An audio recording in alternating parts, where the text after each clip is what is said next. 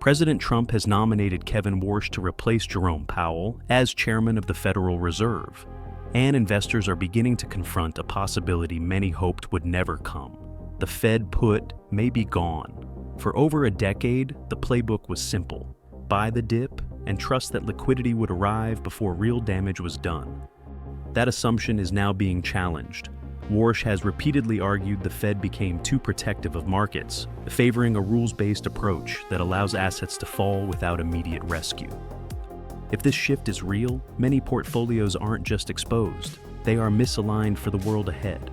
Because when money is no longer cheap, weak assets don't correct, they break. The question now isn't what goes up next, it's which assets can survive in a world where capital finally has a real cost. Hi everyone. You're watching Global Macro and Crypto. The nomination of Kevin Warsh is not just a changing of the guard. It may represent a structural shift in how the global financial system is managed. Today, we're going to decode what this transition could mean for markets, for risk, and most importantly, for your portfolio. To understand where we may be heading, we first need to understand the regime we are potentially leaving behind. For nearly 15 years, markets operated under a powerful and often unspoken assumption: if financial conditions deteriorated fast enough, the Federal Reserve would step in. This was the era of the Fed put. Investors took risk knowing liquidity could arrive at the moment it was needed most.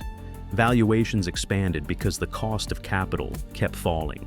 Economic weakness frequently pushed asset prices higher rather than lower, because bad data increased the probability of policy easing. In many ways, markets stopped fearing recessions. They started anticipating stimulus. That belief reshaped investor behavior across every asset class. Private equity levered more aggressively. Venture capital extended duration. Growth equities priced earnings far into the future. Even speculative corners of crypto thrived on the expectation that money would remain abundant. The safety net wasn't always visible, but it was always assumed to exist. Kevin Warsh represents a meaningful departure from that philosophy. For years, he has argued that the Federal Reserve became too reactive to markets, too focused on cushioning volatility, and too willing to distort price discovery in pursuit of short-term stability. Instead, he has consistently supported rules-based monetary frameworks, approaches where interest rates respond systematically to inflation and economic growth rather than to falling equity markets. Under a rules-based regime, the Fed behaves less like a guardian and more like an institution enforcing discipline. It sets the conditions. Markets deal with the consequences. If assets fall, they are not automatically rescued, and that possibility alone is enough to force a repricing of risk. You can already see early signals emerging. The dollar is strengthening, treasury yields are grinding higher, financial conditions are tightening at the margin. Yet what's most striking is what we are not seeing. We are not seeing disorderly panic, we are seeing hesitation. Because investors are beginning to recognize they may be using a playbook designed for a liquidity-driven world, while stepping into one where liquidity is no longer guaranteed. The deeper shift here is the potential repricing of the Fed put strike, significantly lower or perhaps removed altogether.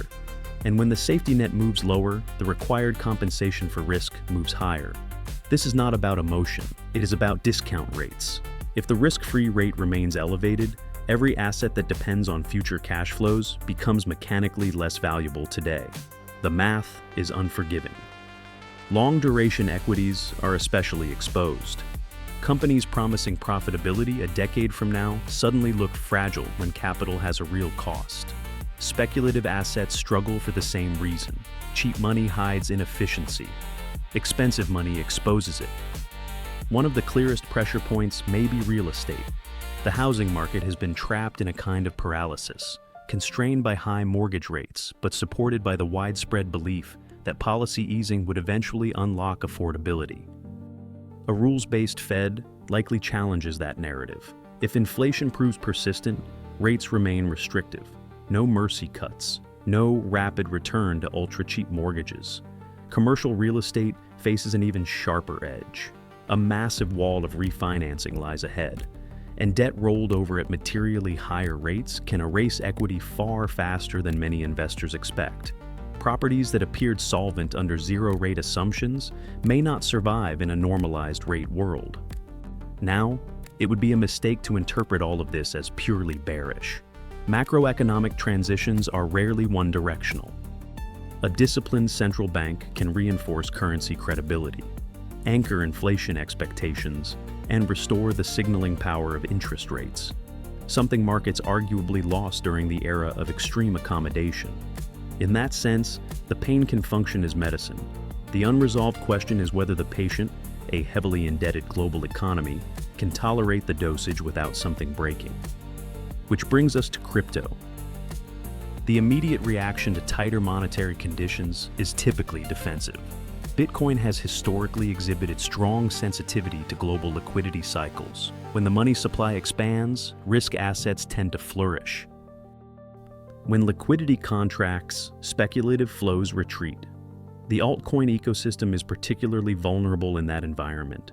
Much of it behaves like venture capital packaged into tokens, structures that rely heavily on continuous capital formation. If liquidity becomes selective, many of those projects face a simple challenge: survival. But Bitcoin occupies a more nuanced position.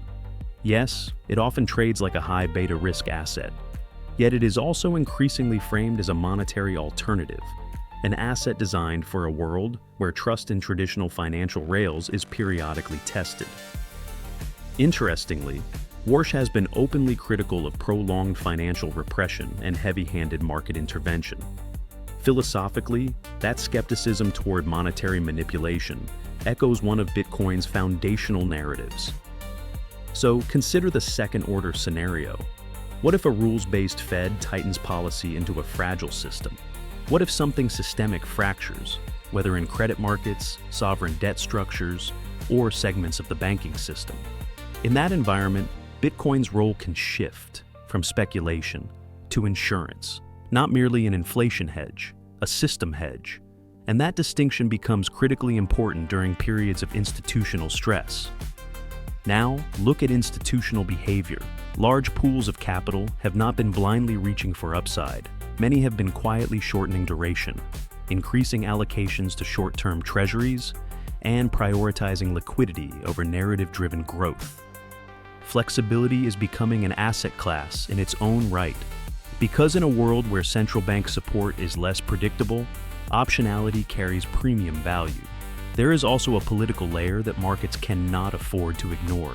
Kevin Warsh is being nominated by President Trump, a leader historically associated with growth-oriented policy preferences and strong equity markets. So, why appoint someone widely perceived as more hawkish? It may be a strategic attempt to extinguish inflation early and rebuild policy credibility, or it could evolve into a familiar historical pattern. Presidents appointing central bankers they believe will align with their agenda, only to discover that institutional independence has real teeth. If a rules-based chair resists easing into an election cycle because the data does not justify it, tensions between fiscal leadership and monetary authority could escalate quickly. Political volatility, in turn, rarely stays contained within Washington. Markets price it, step back, and the broader narrative comes into focus. We may be witnessing the early stages of a transition from artificial stability to natural volatility. Artificial stability feels comfortable, but it depends on continuous intervention. Natural volatility is less pleasant, yet often more durable. Weak balance sheets are exposed. Zombie firms are forced to restructure or fail. Capital reallocates toward productive uses. Over time, that process can strengthen the economic foundation. But transitions are rarely smooth. The modern financial system is deeply levered to the assumption of structurally low interest rates. Shifting from a 2 to 3% paradigm toward a world closer to 5% is not a minor adjustment. It is a structural stress test. The recent strength in the dollar may be the first warning shot. A rapidly appreciating dollar does more than tighten domestic conditions. It pressures emerging markets, constrains global liquidity, and increases the probability of sovereign funding stress. Dollar strength has historically been less of a signal and more of a transmission mechanism. So, what does this mean for you as an investor? It suggests the passive playbook that dominated the last decade may become less reliable. Buy and hold functioned in part as a leveraged expression of faith in central bank support. If that backdrop is shifting, strategy must evolve with it. The environment ahead is likely to reward selectivity, balance sheet strength, liquidity, and assets capable of generating real cash flow today, not just promises of profitability far into the future. Cash is no longer trash, yield is no longer trivial, and duration risk is no longer theoretical. Ultimately, the nomination of Kevin Warsh sends a message, intentional or not, that the era of effortless liquidity may be fading. The party isn't necessarily over, but the free drinks are gone, and markets are now trying to estimate the size of the hangover. In the next video, I'll expose the regulatory moat being built around your capital and explain why the war for your yield is the most critical macro battle of this cycle. Thanks for watching Global Macro and Crypto. I will see you in the next one. If this added clarity to your perspective, hit like and subscribe. Now, let me ask you this. Between an economy managed by a flexible but unpredictable Fed and one managed by a rigid but predictable rules-based Fed, which model do you believe offers better long-term stability for your personal wealth? Leave your view in the comments below. This content is for educational purposes only and does not constitute financial or investment advice. Always do your own research.